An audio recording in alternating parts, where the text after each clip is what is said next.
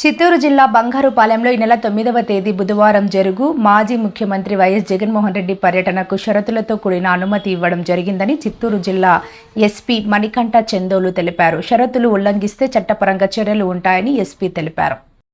బంగారుపాలెం మండలంలోని mango market yard visit చేస్తున్నారు.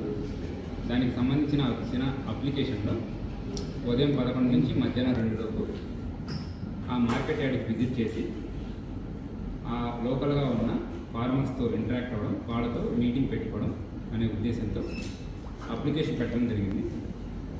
అప్లికేషన్ని మాజీ ఎమ్మెల్యే సునీల్ కుమార్ గారు సబ్మిట్ చేయడం జరిగింది. దానిలో మెన్షన్ చేసిన మరొక విషయం, సుమారుగా 10,000 మంది మొబైల్ అవుతారు అని చెప్పారు. సో ఇచ్చిన అప్లికేషన్ యొక్క పర్పస్ మ్యాంగో ఫార్మర్స్తో ఇంటరాక్ట్ అవ్వడం, వాళ్ళతోనే మాట్లాడడానికి, వాళ్ళ కష్ట నష్టాలు తెలుసుకోవడానికి, అలానే ప్రభుత్వం ఏదైనా సరే చేస్తుందా, ఏం చేయట్లేదు అనే ఉద్దేశంతో వాళ్ళని మాట్లాడి వాళ్ళ దగ్గర నుంచి ఫీడ్బ్యాక్ తీసుకోవడానికి వస్తున్నారు.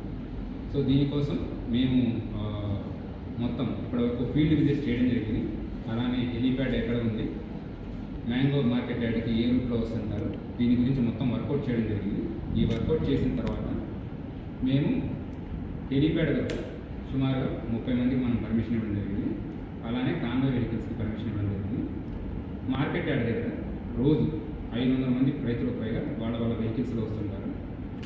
సో ఈ మీటింగ్ కొరకు, ఇది పబ్లిక్ మీటింగ్ కాదండి, ఓన్లీ మ్యాంగో ఫార్మర్స్తో మాట్లాడడానికి, వాళ్ళతో ఇంటరాక్ట్ అవుతుంది ఇష్యూ కోసం వస్తున్నాం కాబట్టి మనం మరొక 500 మందికి వచ్చి ఇంటరాక్ట్ అవ్వడానికి పర్మిషన్ ఇవ్వడం జరిగింది. సో మొత్తంగా మనం మార్కెట్ యార్డ్లో 500 మందికి, అలానే హెలీప్యాడ్ వద్ద 30 మందికి పర్మిషన్ ఇస్తాం.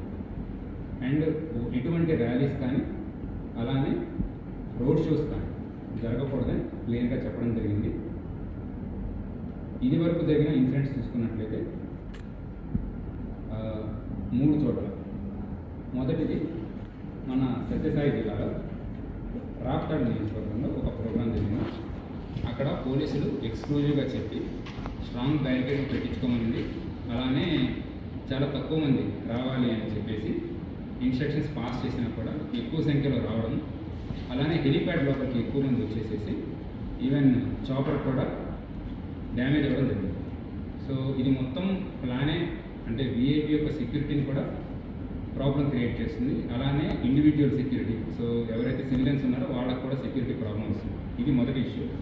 సో రెండవ ఇన్సిడెన్స్ పొదిలి ప్రకాశం జిల్లాలో కూడా జరిగింది.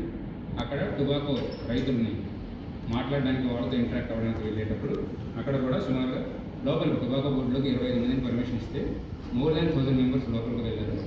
టొబాకో బేల్స్ ఏవైతే ఉన్నాయో అవి డ్యామేజ్ అవ్వడం, లోపల తోపులాటలు జరగడం, so stampede kind of situation జరిగి కొంతమంది పోలీస్కి మరియు సివిలియన్స్కి కూడా గాయాలు. మూడవ ఇన్సిడెంట్ పల్నాడు జిల్లాలో జరిగింది, రెంటపాళ్ళ విలేజ్. ఈ రెంటపాళ్ళ విలేజ్కి వెళ్ళేటప్పుడు కూడా విలేజ్ చాలా చిన్నది, రోడ్లు చాలా చిన్నవిగా ఉంటాయి. ఒక 100 మంది మాత్రమే రావచ్చు. ఈ కాన్వాయ్ కాకుండా మరొక 3 వాహనాలు రావచ్చు అని పోలీసు వాళ్ళకి ముందరగానే విజ్ఞప్తి చేయడం జరిగింది. బట్ ఇది కాకుండా నేషనల్ హైవే మొత్తం బ్లాక్ కావడం, అలానే నేషనల్ హైవే మీదే ఒక వ్యక్తి ప్రాణం పోవడం, అంబులెన్స్ సర్వీసెస్ కూడా డిస్టర్బ్ అవ్వడం జరిగింది. ఇవన్నీ కూడా దృష్టిలో పెట్టుకొని, అలానే ప్రస్తుతం మన బంగారుపాలెంలో ఉన్న political scenario, law and order situation కూడా దృష్టిలో పెట్టుకొని మనం ఈ 500 మందికి, అలానే హెలీప్యాడ్ వద్ద 30 మందికి పర్మిషన్ ఇస్తాం. దీనితో పాటు లా అండ్ ఆర్డర్ సిచ్యువేషన్ తప్పకూడదు, అలానే ఎవరికి ఎటువంటి ప్రమాదం జరగకూడదు, విఐపి వచ్చి సేఫ్గా వెళ్ళాలి అనే ఉద్దేశంతో మనం మరికొన్ని కండిషన్స్ కూడా పెట్టాము.